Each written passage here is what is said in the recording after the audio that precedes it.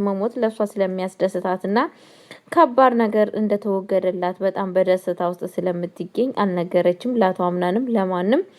ግን ደግሞ በጣም በሚያሳዝን ነገር አሁንም ሲፋን እያስመሰለች ትገኛለች ማለት ነው።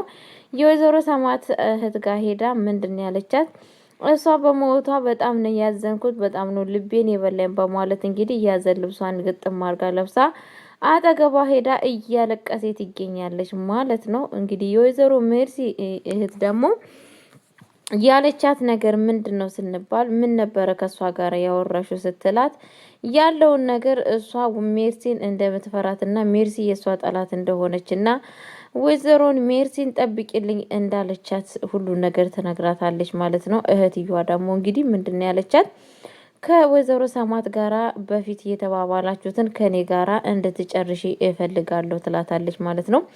ማለት ምንድነው የምጨርሰው ስትል ወይዘሮ ሜርሲን ማጥቃት እንድታጠቂልኝ እፈልጋለሁ፣ እንድትረጅኝ እፈልጋለሁ በማለት እንግዲህ ለሷ ነግራታለች ማለት ነው።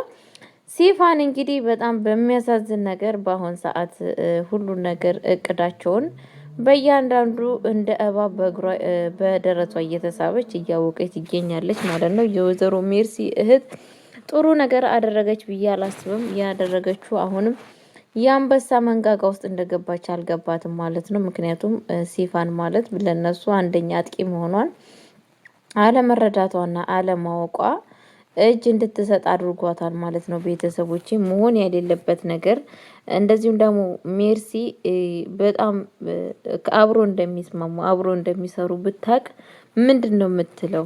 ምክንያቱም ሁለቱም አንድ የክፋት ስራ ቤተሰብ ማጥቃት ነው የሚፈልጉት ማለት ነው። ሜርሲ የምትፈልገው እዛ ቤት እንግዲህ ያ ወንድሜን ሀብት ንብረት ይህ ነው ማለት ነው። ወንድሟን ሀብት ንብረት ቤቱን እንዳለ ለመቆጣጠር ነው የምትፈልገው ማለት ነው። በጣም በሚያሳዝን ነገር ጄሪም እንደዛ ነው ማለት ነው። ያው ቤቱን ለመበቀል ብቻ የመጣችው ማናት? ሲፋን ነች። ለፍቅር ደግሞ ፍቅር ፍለጋ የመጣችው ማነች? ብሌን ብቻ ነች። ሌላው ሁሉ በጣም በሚያሳዝን ነገር ቤት ውስጥ ያሉት በቀል በበቀል ወይ ደግሞ በጉዳት ይገኛሉ ማለት ነው። አቶ አምናን እንግዲህ እቺ አንድ ፍሬ ልጅ መታ ደስቷን ሳይጨርስ እናቱ ሞታ እንግዲህ በእናቱ ሀዘን ውስጥ እችን አግኝቶ አንድ ቀን እንኳን ሲቀን ሲቆ ሳይጨርስ በጣም ደስ የምትል ልጅ ሁላቸውን የምታጫውት ማለት ነው። በአንድ ቀን ውስጥ እንግዲህ ወይዘሮ ሜርሲ ቀጠፈቻት ማለት ነው። በጣም የሚያሳዝን ነገር እንደው ይሄንን ድራማ ራሱ ልጆች ባዩ በጣም ነው ደስ የሚለኝ፣ ምክንያቱም ተጽዕኖ ስለሚያደርግባቸው ማለት ነው። ቤተሰቦቼ በጣም ነው እያሳዘነኝ ልቤን የሰበረው ማለት ነው። እቺ አንድ ፍሬ ልጅ ምንም ነገር የማታውቀው በአንዱ ኃጢአትና በአንዱ ክፋት እሷ ተጠያቂ ስትሆን የእውነት በጣም ነው ያዘንኩት። በጣም ከምታስቡ በለጠ ማለት ነው።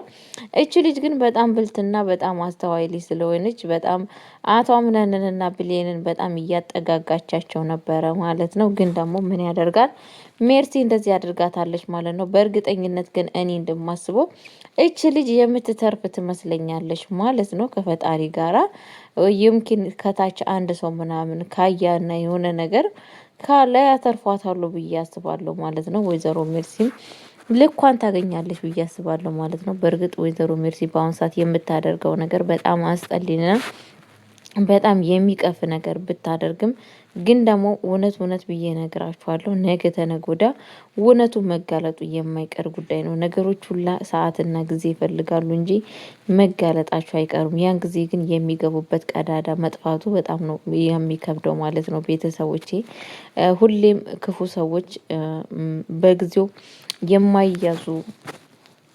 የማይያዙ እነሱ ጎበዝ እነሱ አራዳ ይመስላሉ። በስተመጨረሻ ግን መያዛቸው የማይቀር ጉዳይ ነው። ወይዘሮ ሜርሲ ነገ እቅዷ ሀሳቧ ሲከሽፍባት ምን አይነት ጉድጓድ ውስጥ እንደምትገባ ብቻ ባላቅም ከባድ ነው እላችኋለሁ ቤተሰቦቼ። እንደዚሁም ደግሞ ሜርሲ ሲፋንም እንደዛው በጣም የሚያደርጉት ነገር ማለት ነው። ጄሪም እንግዲህ ከአቶ አምናን ጋር ልኳን እያየት ይገኛለች ማለት ነው። አቶ አምናንን እንግዲህ ጄሪ ደግሞ ለማጥበር ነው ፍላጎቷ ማለት ነው። እሱን አጥምዳ ሀብት ንብረቱን የራሷ ማድረግ ሁሉንም ቤቱን የነሱ ሆነውን ነገር ለራሷ ማድረግ ነው የምትፈልገው። ግን እስካሁን ምን የተሳካላት ነገር አለን ብለን ስናስብ አንድ ነገር እንኳን የተሳካላት ነገር የለም ማለት ነው ለጊዜው። በእርግጠኝነት ወደፊት የሚሳካለት አይመስለኝም ከፈጣሪ ጋራ። እንደዚህ አይነት ክፉ ሰዎች መጨረሻቸው አይሳካላቸውም ብዬ አስባለሁ ማለት ነው ቤተሰቦች። እና በጣም በሚያሳዝን ነገር እንግዲህ ብቻ አንድ ፍሬ ልጅ እንደዚህ አድርጋ ምን እንደምትጠቀም ምን እንደምታገኝ እኔም እግዚአብሔር ወቁ። ምን አይነት ምክንያቱም ምን አይነት ክፋት ነው? እውነቴን ነው የምላችሁ። ምን አይነት ጅልነት፣ ምን አይነት አስጠሊነት ነው? እኔ ይቺን አንድ ፍሬ ልጅ ሰው ልጅ ገላፈች አድርጎ ምን ይጠቀማል? የሆነ ትልቅ ሰው እንኳን ቢሆን እሺ ችግር የለውም። ይቺን አንድ ፍሬ ልጅ ለጋ በትልቁ በሰራው ኃጢአት ትልቆቹ በበደሉት በደል ትንሽ ልጅ ልቅጣ ማለት በጣም ነው የሚያሳዝነው። ቤተሰቦቼ እኔ ብቻ አላቅም፣ በጣም ነው የከበደኝ ማለት ነው።